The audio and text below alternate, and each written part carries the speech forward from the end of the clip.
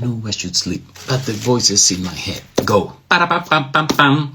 Lunes 9 de febrero. Bienvenidos. Seguimos en la 7ª temporada de Café con Acentos. Hoy estamos muy contentos. Vamos a esperar por ahí que se conecte Paola. Tenemos a nuestra invitada del día, que es maravillosa también.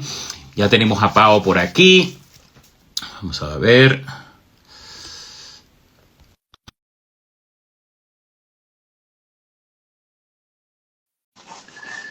Tres, dos, uno.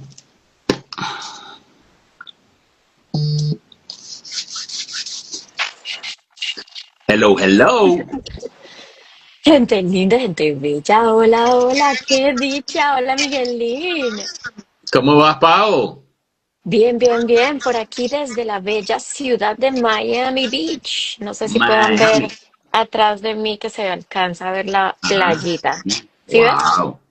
Bello, bello, bello, claro. Playita, las nubes, se ve el cielo limpiecito. ¿Qué tal? ¿Cómo va todo por allá? ¿El clima bello o hace frío? Sí, hace fresquito cuando uno está como en la sombra, pero está rico. O sea, el sol caliente, o sea, Miami es Miami Beach. Ah, qué bueno, qué bueno. Bueno, contentos, lunes, un nuevo día, una nueva oportunidad. Qué rico. Hoy estamos muy contentos, Pau, porque hoy recibimos a la doctora Alba García Aragón, médico especialista en sueño e insomnio. ¿Qué tal? Quien nos Oye, ayuda a la tan mejorar el esperada descanso. entrevista, ¿no? Esto va a ser maravilloso, a mejorar el descanso con un enfoque integrativo. Así que vamos a ya recibir a nuestra invitada del día, la doctora Alba, y compartir un cafecito con ella para que nos empape a todos. ¿A ti te cuesta dormir, Pau? Porque a mí me cuesta muchísimo. Sí, sí, sí, sí. ¿Sí? Vamos a ver si nos da las explicaciones. Yo quiero oír el por qué, yo quiero oír, tengo tantas preguntas que hemos Yo estado también. esperando esta entrevista tanto tiempo que por fin la vamos a tener hoy con Por nosotros. fin. Así que quédense atentos. Quédense Yo no atentos. traje mi tacita, pero Bueno, yo aquí la estoy tengo con mi por ti. cafecito en mano. Quédense atentos, cafecito en mano, que ya comenzamos. Les habla Miguel. Yo soy Paola y esto es Café Con con Acentos. acento. Bien, vamos a ponerle cafeína a este maravilloso día y recibir a la invitada.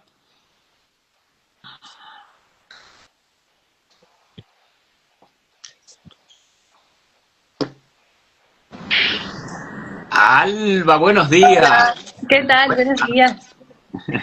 ¿Cómo vas? Qué Hola, placer. buenos días, Hola. doctora Alba. ¿Cómo estás? Qué Pues, gusto tenerte por fin con nosotros. igualmente, el placer también es mío. Aquí ya es por la tarde, así que bueno, aquí ya llevamos mediodía. Aquí ya estamos, sí, 3 de la tarde, por allá en Miami. Sí, Es allá 9 de la aquí mañana, son las Pau. 9 de la mañana, sol radiante, clima lindo, hay algunas nubecitas, pero ¿sabes qué me puedo dar cuenta? Que el cielo nunca es tan azul como el de Madrid. Por muy azul que esté, no es ese azul de Madrid. Ah, mira, fíjate. ¿Qué tal? Qué curioso.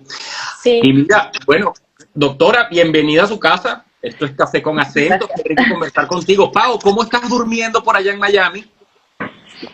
Bueno, yo siempre duermo como regulimbis, regulimbis. Ah, Es como que me despierto, como que la taquicardia, como que yo no sé. Y últimamente he oído de lo que es REM, del sueño de movimiento, ¿no? Bueno, ya la doctora, la experta, nos va a explicar todas las clases por todo lo que pasamos cuando dormimos en la noche o en una siesta o, bueno, tenemos muchas preguntas. Así que, bueno, doctora, bienvenida. Qué delicia tenerte por fin con nosotros. Y bueno. Cuéntanos, por favor, ¿quién es Alba? Primero que todo, porque queremos saber de ti y cómo llegaste a interesarte en todo esto, que es los problemas de sueño, o los problemas, no, el sueño. Sí, en realidad sí, la mayor parte son problemas. Pues mira, resulta que yo hice la carrera o sea, yo hice medicina, pero realmente en medicina normalmente no te suelen explicar mucho sobre cómo se organiza el sueño, las funciones del sueño, la patología. Realmente también era un campo bastante desconocido para mí.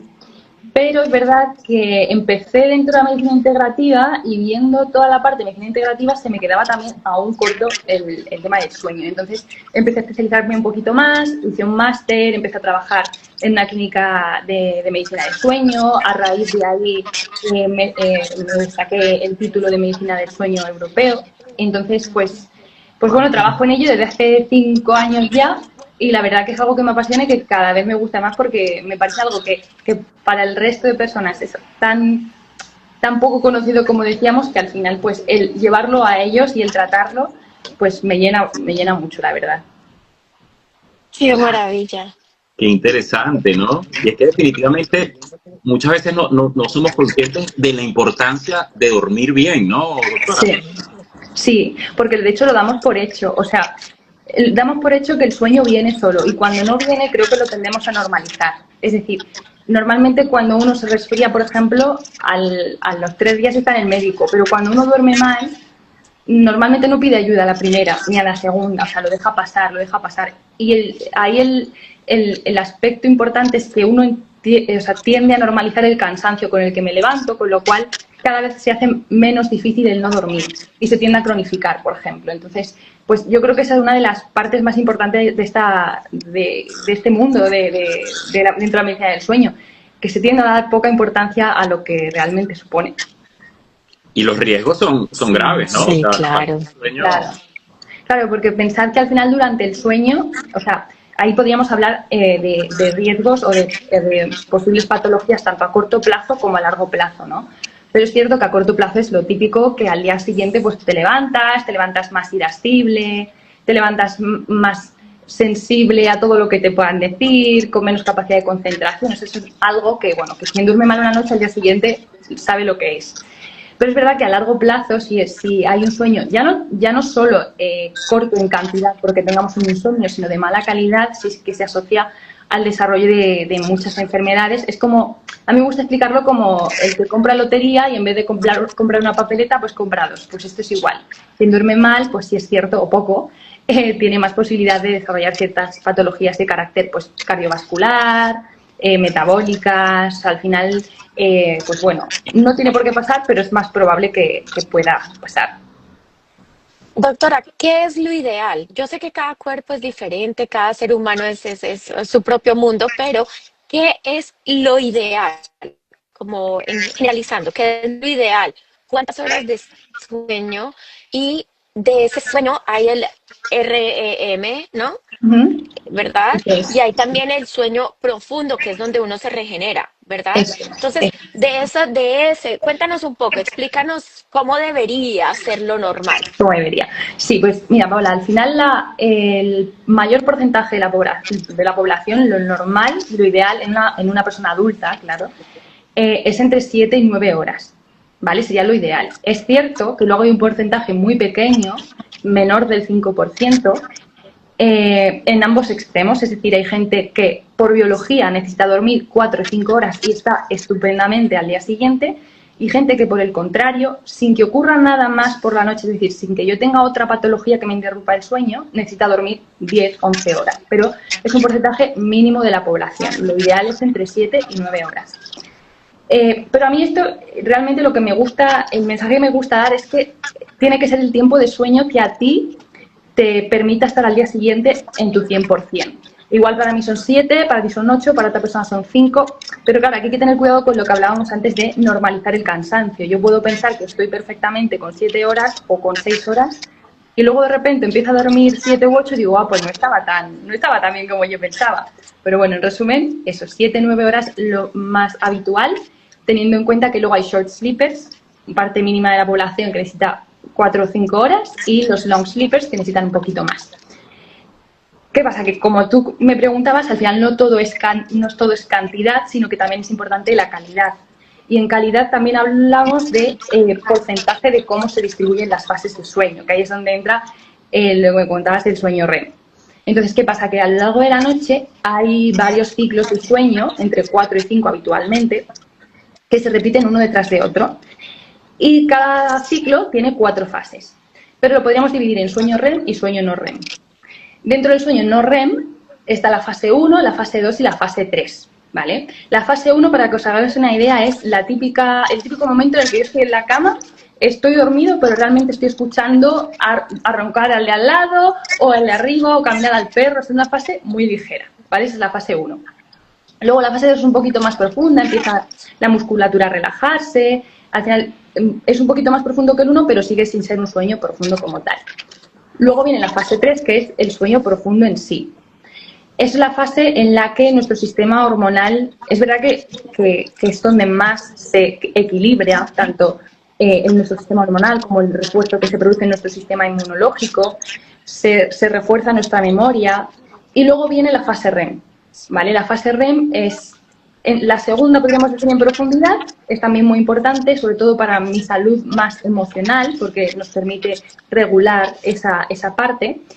Pero, como os decía, es importante la proporción de cada una de ellas. Es decir, son todas necesarias. Es verdad que cuando yo más afectado me veo al día siguiente es cuando ese sueño profundo se disminuye, pero en realidad lo importante es la proporción de esas fases, ¿no?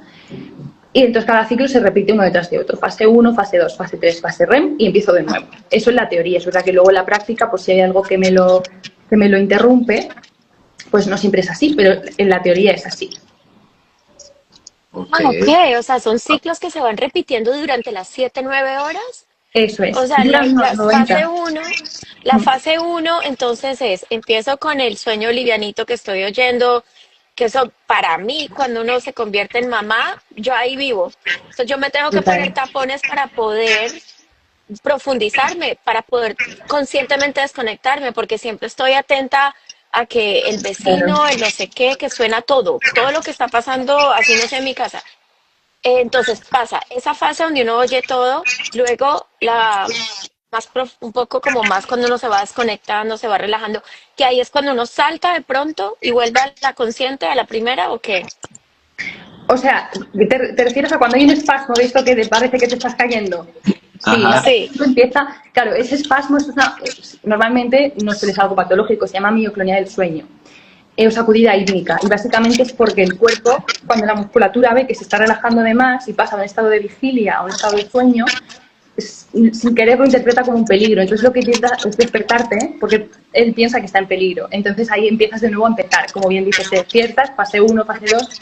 Lo normal es que te ocurra una o dos veces, si es cierto que si eso te empieza a pasar más veces a lo largo de la noche o es mucho más fuerte o se acompaña de ronquido, de ahogo, ahí es verdad que habría que mirar un poquito más. Pero lo más habitual es que es algo normal y que se aumente, a lo mejor lo habéis notado en algún momento, en situaciones de más estrés o si a lo mejor habéis entrenado más fuerte ese día, son situaciones que lo suelen exacerbar. Ya. Ok, Ah, buenísimo. Entonces, pues, bueno, volvemos entonces a la fase, saltamos, volvemos a la fase uno donde todavía estamos conscientes, luego caemos en la fase donde estamos relajando los músculos y luego el sueño profundo. ¿Cuánto debería durar ese sueño profundo? Y luego vuelve y se repite, cuando nos levantamos al baño, ¿o qué? Claro, ahí se O reinicia un nos ciclo. volteamos de lado. O sea, cuando tú te despiertas, en mitad de la noche se reinicia de nuevo. Empiezas fase 1, fase 2, fase 3, fase REM. Es cierto, como te digo, que hay muchas veces que eso en la práctica no es así. O sea, en la teoría sí, pero si yo tengo algo que me esté fragmentando el sueño, y ya no te hablo de ninguna enfermedad dentro de la esfera de medicina del sueño, que también, por supuesto, sino incluso si yo estoy más estresada por lo que sea, mi sueño va a ser más ligero. Entonces, en teoría, es fase 1, fase 2, fase 3, fase REM, y si me despierto, reinicio de nuevo desde el principio. En cuanto a la duración, es más, o sea, claro, la duración, hablamos de porcentaje porque depende del tiempo total del sueño.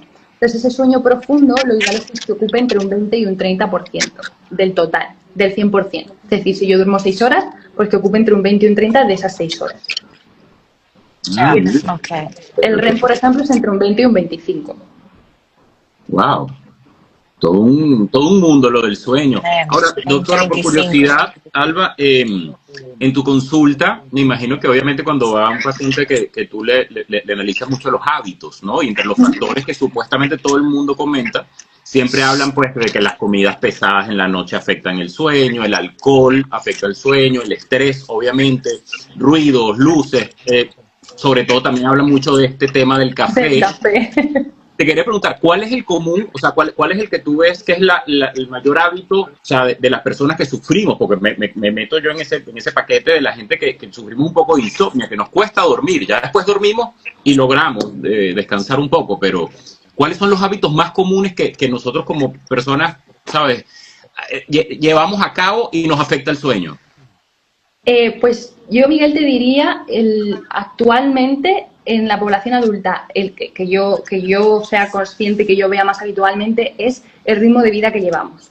Es decir, yo al final, o sea, en general, hablo de mí, ¿no? Pero en general una persona una persona adulta que trabaje, que tenga familia, que tenga que ocuparse de muchas cosas en su día a día, al final lo que hace es intentar sacar tiempo de donde puede, y uno de ellos es el sueño. Es decir, si yo, por ejemplo, trabajo fuera de mi casa, tengo un trayecto de 1 hora, trabajo, tengo otro trayecto de otra hora, vuelvo, tengo que hacer la casa, los niños, lo que sea, al final digo, joder, quiero 10 minutos para mí o media hora para ver la tele con mi pareja, para lo que sea, de donde intento quitar es el sueño. Entonces, creo que el peor hábito y el más común, no el peor, sino el más común, es el hecho de postergar esa hora de irme a la cama a consecuencia de reducir el tiempo de sueño, de tal forma que pienso que lo voy a recuperar el fin de semana. Es decir, yo tengo muchos pacientes que me dicen, no, yo duermo a lo mejor 5 horas, pero luego el fin de semana lo recupero. El sueño no se recupera, ese es el problema. Entonces, claro, yo creo que esa es la creencia más extendida y la que más daño nos puede estar haciendo. Por supuesto, ahí influye mucho también pues, el uso de pantallas, ¿no? Que al final la mayor parte o mucha parte de nosotros estamos todo el día expuestos a pantallas por el trabajo, bien sea el ordenador, bien sea el móvil. Eso también influye en la calidad en la que dormimos. Pero sobre todo yo te diría el ritmo de vida, porque nos impide desconectar de tal forma que nuestro cuerpo no entiende, o sea, no entiende de palabras, nuestro cuerpo entiende de hechos. Si yo no le doy una rutina cada día a la misma hora, mi cuerpo no va a entender del todo si es hora de dormir, si no es hora de dormir. Entonces, la falta de señales por falta de tiempo y esa falta de rutina es lo más extendido, yo te diría, a día de hoy. Uy, claro, sí, tiene mucha lógica. Sí. Y Alba, otra pregunta aprovechando, en cuanto a los aliados para dormir, hay mucha gente que se hace dependiente, obviamente tú sabes, de tanto de las pastillas naturales, estas famosas, para dormir, hay gente que, bueno, agarra otros hábitos, hay gente que... La que melatonina, ¿no es? ¿Se llama? Ya. ¿Qué recomiendas tú en ese caso? O sea, ¿es necesario? ¿Está bien tomarle un tiempo y pararla? O sea, ¿o prefieres no? ¿Cómo lo aplicas tú en tu consulta? Claro, ahí lo que tendríamos que ver es cuál es el problema principal, porque no es lo mismo hablar de un insomnio agudo, por ejemplo, que yo lleve durmiendo mal a lo mejor 2 semanas por un hecho puntual, no es lo mismo que un insomnio crónico. Entonces, sí es verdad que normalmente la gente cuando pide ayuda y cuando se engancha, por decirlo de una forma más coloquial, ¿no?, a una medicación, es cuando el insomnio es crónico, y crónico por definición es más allá de 3 meses, o sea que es fácil realmente que un insomnio se cronifique. Entonces, en ese caso, la solución no es una medicación, es decir, al final una medicación hipnótica, ya no hablo de melatonina, que la melatonina no es que sea buena o mala, es necesaria o innecesaria, ¿vale? Porque la melatonina es una hormona que nosotros mismos segregamos, se inhibe con la luz y se libera con la oscuridad. Entonces es la que, junto con otros factores, pero es una de las principales hormonas que inducen el sueño. Entonces realmente cuando se debería dar en un periodo de tiempo más prolongado es cuando yo no segrego por mí misma en un momento adecuado la melatonina. Es decir, si yo la segrego antes de tiempo o después de tiempo, es decir, un trastorno de ritmo circadiano, ahí se podría dar melatonina a una hora en concreto, no como hipnótico, sino como cronobiótico, es decir, para desplazar ese ciclo. Más allá de la melatonina, cuando son fármacos hipnóticos, al final, si lo pensáis, es un parche, o sea, porque cuando yo tengo un insomnio crónico, normalmente lo que lo acaba cronificando son lo que nosotros llamamos factores perpetuantes. Es decir, son ciertos factores que hacen que mi insomnio se vaya cronificando, aunque yo no tenga de manera externa otro problema. Entonces, si yo no trato esos factores que perpetúan mi insomnio, que yo te diría que la mayor parte de las veces es el propio miedo a no dormir, el no saber gestionar me voy a la cama y no me puedo dormir, no sé qué hacer, ya tiendo a tener esos pensamientos rumiantes, eso un hipnótico no te lo va a calmar. Entonces, ahí es donde entra el tratamiento, y el tratamiento es terapia cognitivo-conductual para insomnio. Es una terapia psicológica. O sea, el tratamiento principal es una terapia psicológica para un insomnio crónico. ¡Wow! Wow. Cuéntanos un poco cómo funciona esta terapia. Todo está aquí, ¿no? Todo Claro, está aquí, todo está aquí. Es silenciar un poquito esa mente que no hace sino pensar en los problemas que ni siquiera sabemos si van a pasar, en el 80% de las cosas que ni sabemos que van a pasar. Claro, es que muchas veces en el insomnio, o sea, yo sí tengo pacientes que a lo mejor me dicen, Alba, mira, yo no duermo bien a partir de tal evento en mi vida, pues por un trabajo muy estresante, por una muerte de un familiar, y a raíz de ahí, pues sé que no estoy durmiendo bien, aunque ese evento o ese factor lo tenga controlado. Pero el cuerpo al final entra en una rutina en la que yo me voy a la cama, ya me voy más ansioso, ya me voy con más miedo, ya me voy pensando en que a ver qué tal duermo hoy. Entonces, estos factores me generan una hiperactivación a nivel cognitiva, una hiperactivación cerebral y cierta sensación de rechazo que hace que yo me vaya a la cama pensando en si voy a dormir o no, cuando realmente el sueño debería ser un proceso pasivo, aunque realmente estamos muy activos, pero no se busca, es decir, el sueño no debería de buscarse.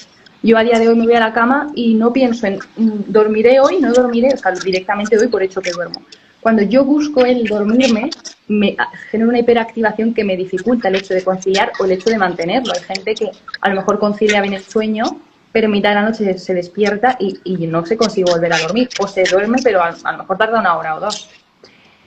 Entonces, pues la terapia básicamente trabaja con los factores que perpetúan ese insomnio. Es decir, identifica con el paciente, obviamente primero hábitos, modificación de horario en la medida en que sea necesario, pero sobre todo actúa sobre los factores que perpetúan ese insomnio, dependiendo del paciente, pues con una técnica u otra, dependiendo de lo que necesite, claro. Wow, interesante. Ahí, sí. Claro, definitivamente todo está aquí. Ahora, Alba, hay personas que duermen fácil, pero tienen todos dormimos distintos, creo yo, ¿no? Como cada cabeza es un mundo. Pero específicamente que duermen fácil, pero se levantan 10 veces en la noche, ¿sabes? No logran ese sueño profundo.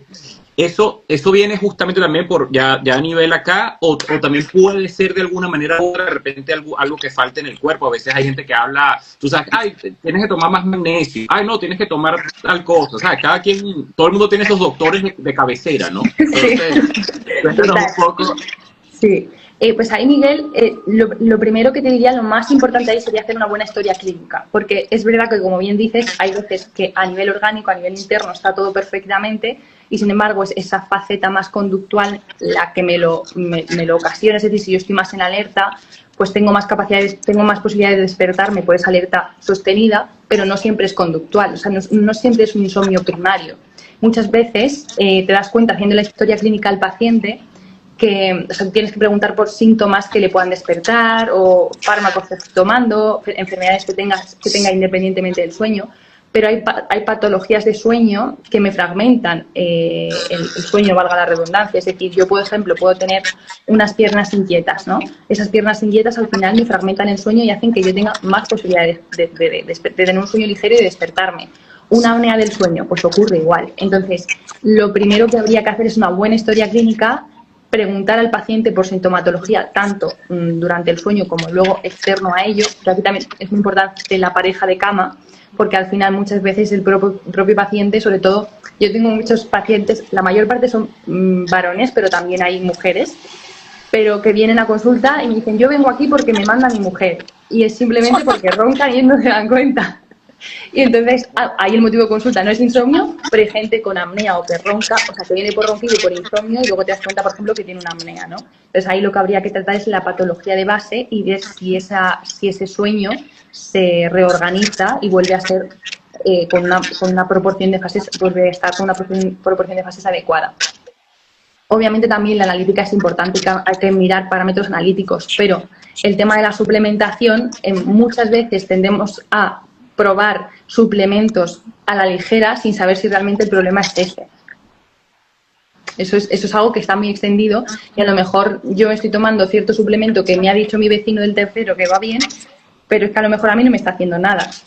Entonces yo lo primero que haría y que diría que hiciese que le pase es acudir a una consulta y valorar con un profesional si hay algún factor que me esté fragmentando ese sueño y que esté haciendo y promoviendo que yo me despierte. Wow, claro. Sí. Y las personas que de pronto creen que duermen, pero se levantan rendidos, agotados. O sea, empezar el día, por Dios, así. ¿Qué Claro. es eso? Ahí, claro, ahí lo que hay que identificar es por qué me estoy levantando cansado y por qué tengo un sueño, porque ahí lo que está pasando es que mi sueño no es profundo. Es decir, yo puedo dormir 7 horas o 8 o 9, pues si no tengo una buena proporción de fases y alcanzo un buen sueño profundo, realmente yo no voy a sentirme descansado. Entonces, hay patologías que lo que hacen es fragmentarme el sueño, aunque yo no termine de despertarme, yo no sea consciente de ello, pero me fragmentan ese sueño y entonces no es de buena calidad. Yo al día siguiente me despierto muy cansada, pero porque aunque haya dormido mucho tiempo, no estoy reparando como tengo que hacerlo. Luego, más allá, esto es lo más habitual, luego hay enfermedades en sí como tal que son mucho menos frecuentes y que cursan con esa sensación de cansancio durante todo el día. Pero es un espectro dentro de la medicina del sueño mucho menos común que enfermedades, por ejemplo, como la apnea del sueño, que es muy frecuente. Yo no tener sensación de que me ahogue porque no me acabo de despertar, pero tengo tanta fragmentación que no me cuesta nada dormirme al día siguiente, necesito siesta, necesito incluso una siesta por la mañana, ¿no? Porque no termino de reparar. Wow. ¿Y qué enfermedades, qué son los síntomas de esas enfermedades del sueño que no son, pues no son tan comunes, como la anemia, que sería, o qué? La No, o sea, anemia la anemia o puede qué? ocasionar cansancio, claro. O sea, tú cuando tienes Sí. anemia puedes estar más cansada en sí. Este tipo de enfermedades que yo comento son, o sea, no es simplemente cansancio, es somnolencia excesiva, o sea, mucha hipersomnia diurna. Ahí hablamos ya de narcolepsia, hablamos de hipersomnia idiopática, que son enfermedades dentro del espectro de medicina del sueño que son poco comunes, que se acompañan de otras sintomatologías, como parálisis del sueño, cataplesia, que es pérdida del tono muscular, sobre todo ante emociones positivas muy abruptas. Eso en el caso de la narcolepsia. Alucinaciones cuando me estoy quedando dormido, cuando me estoy despertando. Pero son enfermedades que son mucho menos comunes. Es decir, si yo me levanto cansado, habría muchas cosas que descartar antes de pensar que tengo una enfermedad de este tipo. O sea, yo más Ya. es que tenga algo leve, que me esté fragmentando el sueño y que me esté haciendo que no descanse. O sea, no es este tipo de enfermedades que yo os cuento no es algo que sea muy común. Puede pasar, pero no es lo más común y se acompaña de otra sintomatología y es mucho más intenso que el que acompaña a esa fragmentación del sueño por la noche. Ok. Ah, Entonces, lo que tú, de pronto, lo que hay que hacer cuando normal, sin enfermedad, normal, que no descansamos, que nos despertamos cansados, obviamente, no después de un viaje transatlántico, pero que normalmente cuando uno está ya en su ritmo diario del día a día, que se siente que no descansa, que se despierta y está rendido, cansado, agotado, que en la tarde es bostezando, que no tiene esa energía. Y entonces de pronto ensayar primero como ejercicios mentales, como de tratar de relajar la mente, pues, ¿verdad? Como de pronto terapias de esa categoría. Claro, o sea, yo ahí sí que te diría, aunque uno mismo piense que no hay nada patológico en sí mismo, diría que se valorase con una prueba de sueño que se llama polisomnografía y con un profesional si hay algo a nivel interno que me lo esté fragmentando, porque yo puedo no ser consciente de ello. Si yo, por ejemplo, tengo un nivel de alerta, o sea, un nivel de estrés muy alto, me cuesta mucho desconectar, por supuesto, o sea, en el camino de contactar con un profesional, sí puedo intentar ciertas técnicas de relajación, de respiración, de meditación, por si acaso lo que me está causando esa hiperactivación y ese sueño menos profundo es ese nivel de estrés. Eso, por supuesto, lo puedo intentar, Sí. pero si persiste, lo que hay que hacer es contactar a un profesional y que ese profesional, tanto con la historia clínica como con esa prueba de sueño, que es muy útil y muy necesaria en muchas ocasiones de las que hablamos, ver si mientras duermo, es decir, es una prueba en la que yo estoy durmiendo, pero se está registrando mi actividad cerebral, mi actividad cardíaca, mi actividad pulmonar, y con todo ello veo si hay algo que me esté fragmentando el sueño que yo no esté viendo. imagínate. Ok. Claro, que puede ser mucho más ¿Qué profundo opinas de lo tú, que por creemos, ¿no? ejemplo, A veces. Sí. qué opinas tú de recomendar que yo estoy tomando magnesio porque como que hay magnesio para dormir, hay magnesio para una cosa, hay magnesio para otra, pero eso es un suplemento, como decías tú, eso es un suplemento. Entonces, si funciona, funciona o no. A ver, el problema del magnesio y de la mayor parte de los suplementos es que no hay evidencias suficientes para decir que ayuda. Es decir, hay algún estudio que sí que que muestra que en algunos pacientes a cierta dosis muy concreta puede notar que el sueño es un poquito más profundo. Pero es verdad que no hay estudios suficientes o suficientemente concluyentes para afirmar que con una cantidad, adecuada en una analítica, si yo tengo una cantidad adecuada de magnesio, yo necesito de magnesio para dormir mejor.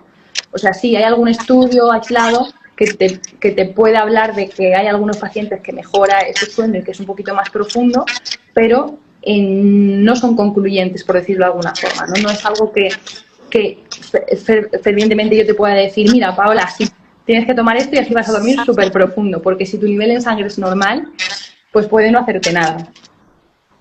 Ya.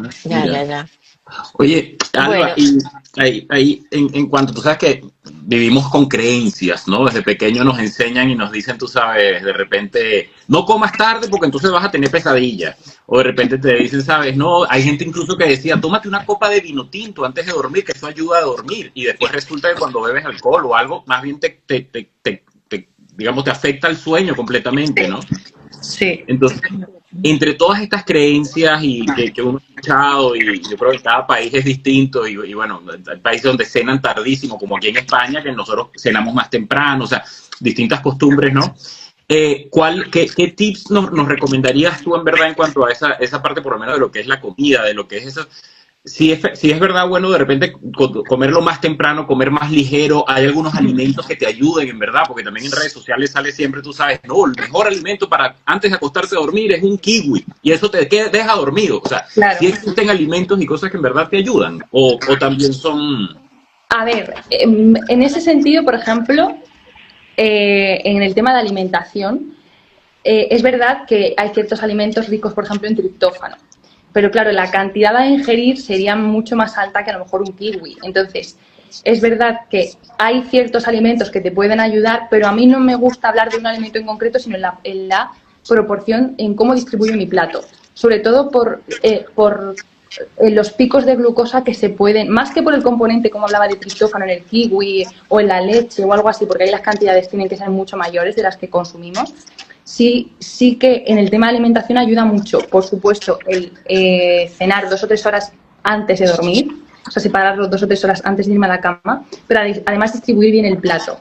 ¿Por qué? Porque si yo ingiero hidratos de liberación rápida, hidratos de carbono o mucho azúcar, alimentos muy procesados, voy a generar un pico de glucosa muy grande y muy rápido y luego un pico, pero hacia abajo, un bajón de glucosa también muy grande. Entonces, eso sí me va a afectar a la calidad de mi sueño. Entonces, a mí, cuando hablo de alimentación, lo que me gusta decir es cena, un buen plato, o sea, mientras que lo separes en tiempo, obviamente que no sea una cena muy contundente, pero que esté bien equilibrada, que tenga su grasa, que es saludable, que tenga su hidrato de carbono de liberación lenta para que el pico de glucosa no sea tan alto y que tenga sus proteínas, es decir, que esté bien proporcionado. Más que el alimento en sí, este, me parece un poco que la cantidad pues no sería realista. Me parece que lo importante es hablar sobre la distribución de esos macronutrientes. Fuera de ahí y de la alimentación, por supuesto, hay lo del alcohol que comentabas, ¿no? Es verdad que puede parecer que se concilia antes el sueño, si bien es cierto que luego la calidad del sueño es mucho peor porque altera la arquitectura de la que hablábamos antes, esas fases la altera totalmente. Entonces, por supuesto, cero aconsejable el consumir alcohol para dormir, ¿no? Por ejemplo, el tema del ejercicio, porque todo esto que estamos hablando es higiene del sueño, básica, pero higiene del sueño. El tema del ejercicio es súper importante también porque nosotros con la actividad de nuestro día a día durante la vigilia acumulamos una sustancia que se llama adenosina. Esa sustancia es la que nos confiere la sensación de cansancio cuando, por ejemplo, estamos a última hora de la tarde. Ya no hablo de somnolencia, sino de cansancio. Entonces, ¿qué pasa? Que esa adenosina, una de las maneras de aumentarla también es con el ejercicio. Entonces, si yo hago ejercicio, por supuesto, separándolo en tiempo de la hora de dormir, voy a generar más adenosina, voy a estar más cansado, voy a dormir mejor. Esa adenosina, por ejemplo, se elimina cuando dormimos.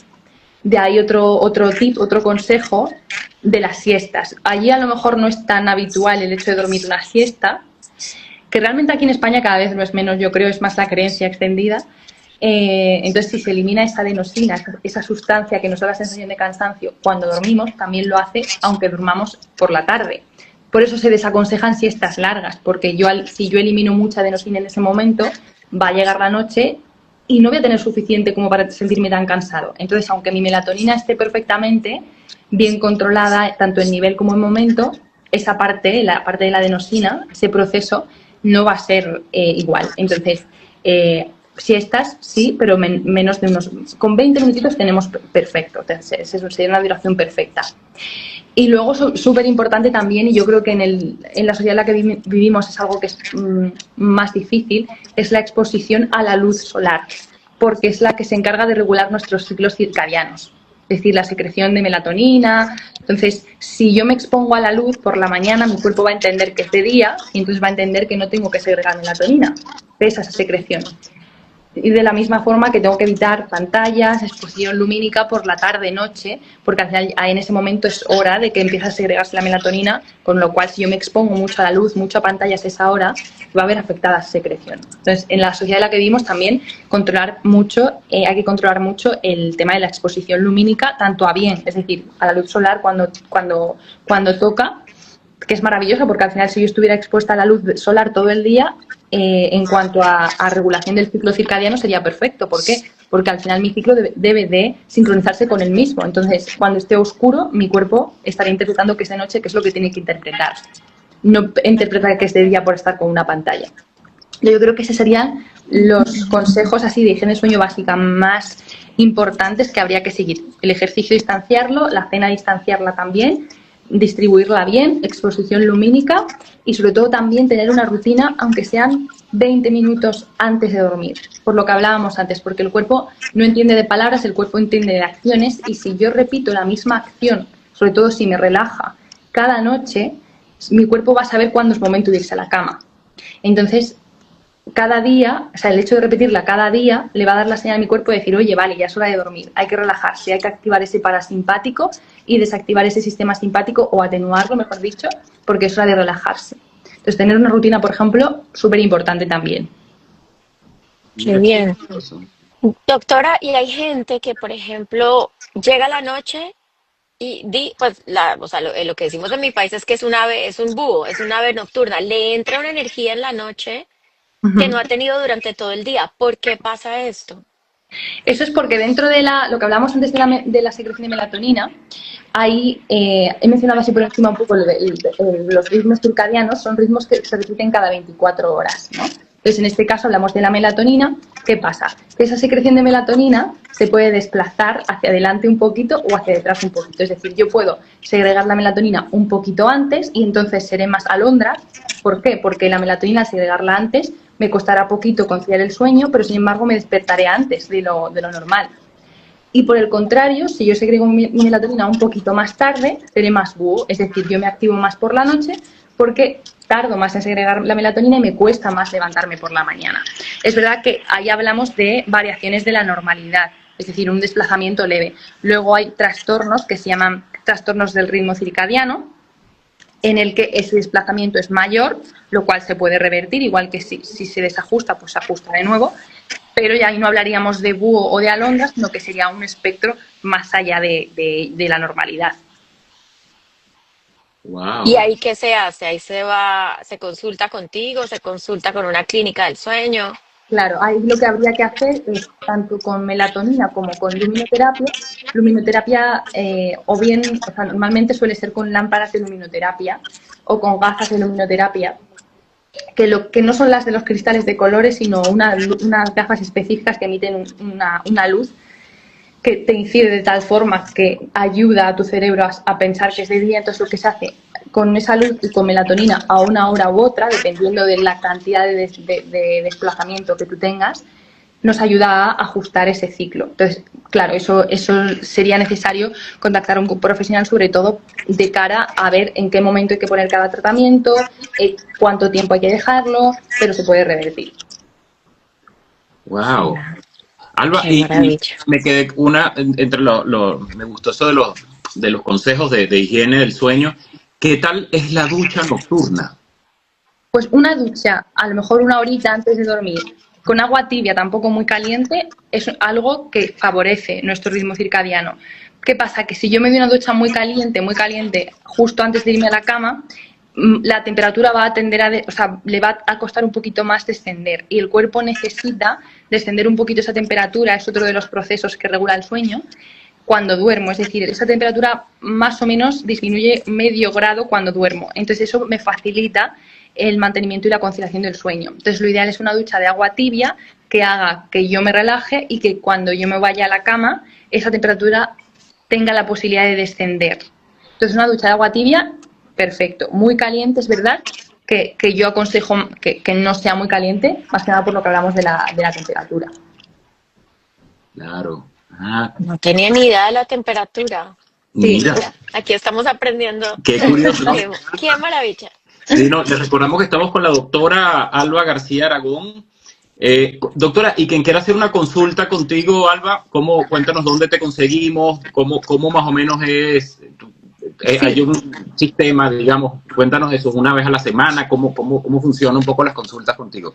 Sí, dependería del tipo de problema, o sea, dependería si es un problema más respiratorio, un problema de insomnio, un problema de piernas inquietas, dependiendo del tipo de problema, pero podrían contactar conmigo perfectamente a través de mi Instagram, yo tengo ahí mi número y tengo mi correo, podrían mandar sin problema un correo, contarme un poquito el problema y vemos cómo ayudamos, o sea, porque depende de la patología, pues el seguimiento es uno u otro y puede ser muy diferente. Ok, pero todo lo hacen a través contigo, pues tú ayudas a la persona que te presenta con un problema, oye, no duermo, tengo un mes, y tú le analizas los hábitos, de necesitar lo que es la terapia que tú dijiste que me parece Eso fácil. es. Lo hagan Y si en todo. caso de que necesite, por ejemplo, que sea algo más orgánico, que aparte del insomnio, pues que haya una apnea, que haya unas piernas inquietas, pues por supuesto yo le puedo prescribir ese estudio de sueño, si es necesario, vemos posibles tratamientos, o sea, depende un poco de la patología, a través, ya digo, de o bien por Instagram, o bien por el correo que está, o incluso el número del móvil, a partir de ahí, pues haríamos un seguimiento u otro. Oye, fascinante, Fascinante, algo. sí. Qué importante. Doctora, y por ejemplo, ¿qué consejos das para personas que viajamos así, que cruzamos el mar de un lado al otro constantemente para llegar y adaptarnos más fácilmente o más rápidamente El jet lag. al horario? Claro, o sea, El yo ahí famoso jet lag. lo que veo súper importante es tener la misma rutina que en casa, es decir, realizar en casa, sobre todo los días previos, pero si es una rutina que mantienes durante mucho más tiempo, mejor, tener una rutina fija y que te puedas llevar. Es decir, imagínate que a ti te gusta leer fuera de la cama y luego meditar un ratito. Pues hacer esa misma rutina en el momento en el que yo llego allí. ¿Qué pasa? Que es verdad que me va a ser más fácil aún si además me resulta más familiar el entorno en el que yo voy a dormir. Entonces yo ahí, por ejemplo, lo que a mí me gusta, lo que me gusta indicar o aconsejar, mejor dicho, pues si tengo mi almohada, intentar llevarme mi almohada, si puedo. Si es un viaje en avión, pues a lo mejor no es tan fácil. Llevarme una foto, llevarme una fragancia que yo relacione con mi casa. Al final, en el momento en el que llega a la habitación, dar una vuelta por la habitación para familiarizarme con todo ello. ¿Por qué? Porque al final el cuerpo entiende lo diferente muchas veces como una amenaza, sobre todo si yo ya tengo un problema preexistente de sueño. Entonces, el hecho de normalizar el entorno, de conocerlo, de sentirme como en casa, va a ayudarme a activar ese sistema parasimpático y estar más relajado. Por supuesto, el jet lag, o sea, el cambio, el de uso horario va a hacer que los primeros días, sobre todo, pues duermas peor. En ese momento, por ejemplo, nos podemos ayudar momentáneamente de un poquito de melatonina como hipnótico puntual para en ese momento, a lo mejor, combatir ese jet lag, ya digo, de forma puntual y no de manera reiterada. Ya, qué bien. Bueno, gracias. Qué bien. Alba, y una Ya pregunta antes de sabes. que se nos acabe el tiempo. Las personas que dormimos a veces con música o a veces con el televisor encendido, ¿no? Con la TV. Cuéntame eso. ¿Eso es bueno, es malo? ¿Crea algo por ahí que sea interesante conversar? A ver, ahí, claro, es un arma de doble filo. ¿Por qué? Porque quien duerme con la tele o con la radio normalmente es para desconectar. Porque si yo no pongo algo de fondo, yo empiezo a pensar. Entonces, claro, si yo de repente me quito esa parte, ese estímulo externo que me hace dejar de pensar, lo primero que tendría que trabajar es trabajar esos pensamientos. O sea, el no necesitar algo externo para yo desconectar de mi día a día. Partiendo de esa base, ¿qué pasa? Que aunque yo tenga un estímulo al que yo no esté viendo, pero si yo tengo de fondo ciertos estímulos, aunque sea algo que me aburra, es decir, aunque no sea algo que me llame especialmente la atención, puede generar cierta hiperactivación. Es decir, yo puedo estar en algún momento más atento o a lo mejor de repente el volumen cambia y eso hace que yo tenga un sobresalto. Entonces yo lo que aconsejo es dormir sin nada de eso. Pero claro, el hecho de retirarlo de golpe supone trabajar otros factores también. Porque si no, es verdad que voy a estar como un búho. Pero yo no lo aconsejo, pero aconsejo que a quien lo necesite para desconectar trabaje esa parte de, vale, tengo que saber desconectar y no necesitar esto, porque eso puede fragmentar el sueño sobre todo y eso hace que mientras lo escucho, lo que esté durmiendo, sea más superficial. Claro, que hace como compañía, ¿no? Ahí la Claro. música o el televisor y Claro. bueno, sí, definitivamente Team Búho por acá. Team Búho Claro. ya me falta aquí la etiqueta. Oye, doctora, wow, qué agradable en verdad, qué Sí. bonito aprovechar y que nos hayas aclarado tantos temas. Recordamos, amigos, doctora Alba García Aragón, contáctenla por las redes sociales y por ahí ya los guiará para Sí. resolver el tema del sueño. Pau, ¿tienes alguna otra pregunta? ¿Tú por allá? ¿Seguro has No, dormido creo bien? que todas. Puedes preguntar también en caso de hormonales y eso obviamente afecta el sueño muchísimo, ¿no? Claro, claro que sí. Por eso en mujeres, por ejemplo, cuando estamos con la menstruación, siempre se va a dormir peor.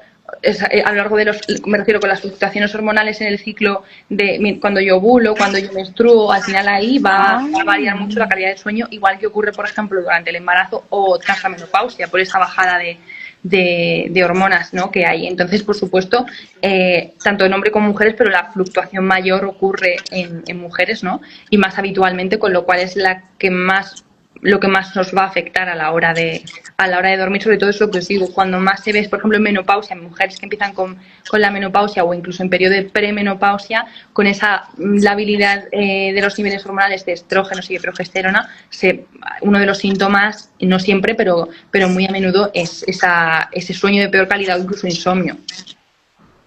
Sí, total, pero bueno, yo ya lo tengo, me pongo las hormonas, el reemplazo de hormonas y eso me ha funcionado fantástico. Claro. Pero sí, buenísima la pregunta, Miguel, qué bueno.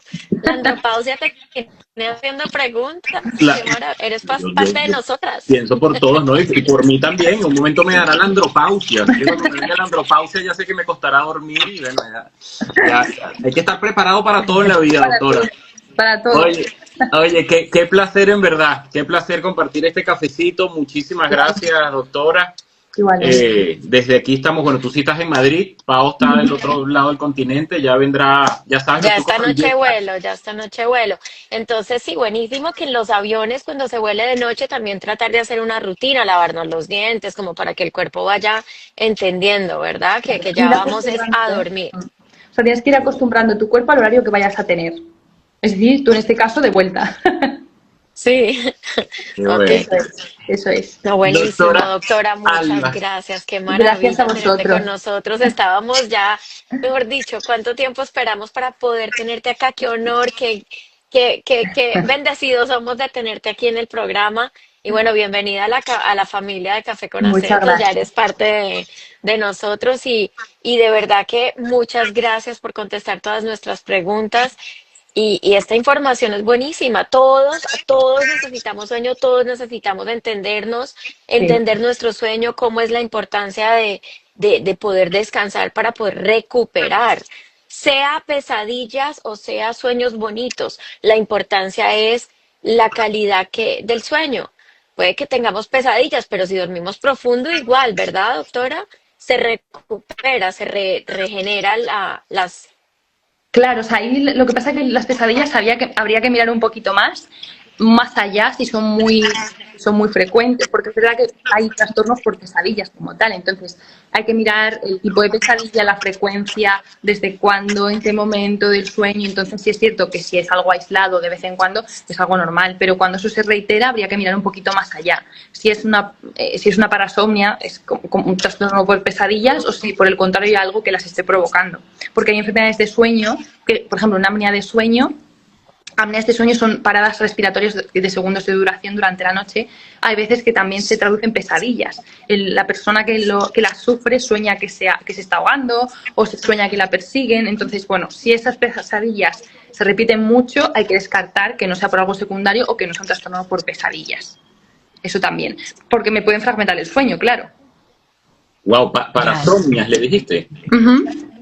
Mira, yo conozco muchas personas que sí, que siempre tienen pesadillas. O sea, que tiene su... Hay que analizarlo. Hay que analizarlo, justo. Hay que analizarlo y ver de dónde viene. Para eso tenemos a la doctora Alba García Aragón. Ya saben, amigos, contáctenla si están aquí en Madrid. Bueno, y haces también vía online. O sea, personas que estén fuera también pueden hacer consultas contigo. Sin problema. Ah, bueno, mira. Qué maravilla. Ya saben lo importante que es dormir. Muchísimas gracias, doctora. A vosotros, un placer, un placer. Gracias, doctora, sí. Gracias a todos por estar ahí. Ya se nos va acabando el tiempo, pero no nos vamos, doctora, antes sin que Pau nos regale la frase del día. Pau, ¿qué frase nos deja hoy para motivarnos? Hoy les dejo la frase del lunes para empezar la semana así y además con este programazo que acabamos de tener con la doctora Alba. A ver, aquí está. Recordemos que Sócrates decía, la buena conciencia es la mejor almohada para dormir. Muy cierto. Muy cierto, ¿no? Muy cierto. Así es. Conciencia limpia, mira, nos ayuda a dormir. Oye, en verdad, muchísimas gracias, Alba. Que tengas un lindo día. Te dejamos para que sigas con tus pacientes. Gracias por estar ahí con nosotros. Igualmente, seguimos en contacto. Gracias. Ha sido un placer. Buen día. Besos. Y esto es Café con Acentos. Chao, hasta luego. Gracias a todos por estar ahí. Hasta luego. Nos vemos mañana. Chao. Chao, gracias.